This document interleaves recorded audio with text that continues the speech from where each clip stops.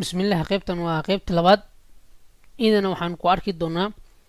icons marka cashirka horeeyay waxaan xoog aan aragnay 5 xabo inay muhiim u tahay basic qofka shantii xabo marka icons waxaa la lahaa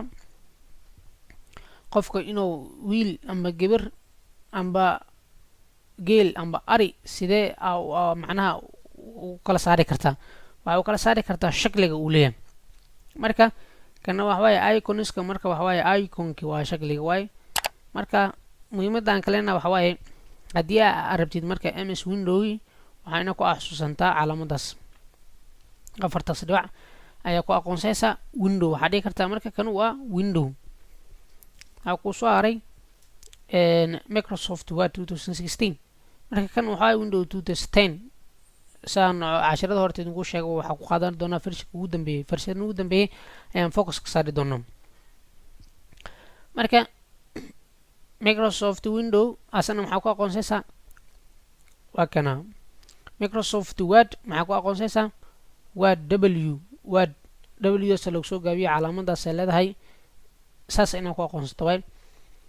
Microsoft Excel the Word waxaan ku sheegnay waa barnaamij qoraaleed fiiri inta fiiri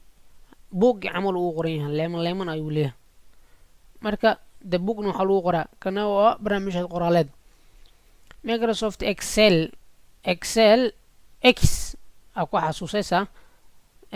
على fiiri asana book xisaabta camal uu qoran yahay oo jarjaran yahay marka waa barnaamij xisaabeed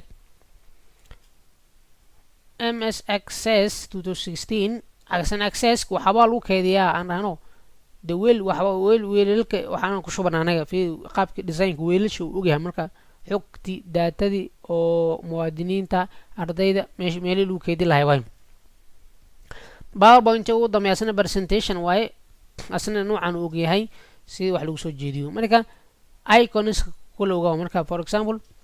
Word ina soo kacsato marka rabtid ina Word calaamada nada aragtid aad ku dhifsataa Excel aad rabtid waa ka X access a PowerPoint B marka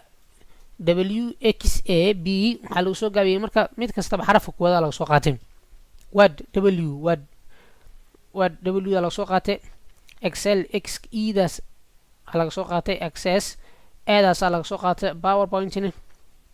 B daas laga soo qaatay marka intaanu marka waxa way icons lagu aqoonsayo way si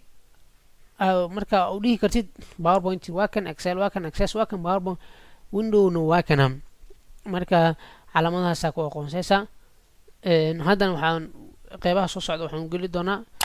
mid kastaba oo faahfaahsan asana wax ka bixinayna asana concept kaleeto ayaan ka bixinaynaa marka fadlan la soco qaybaha soo socda waa muhiim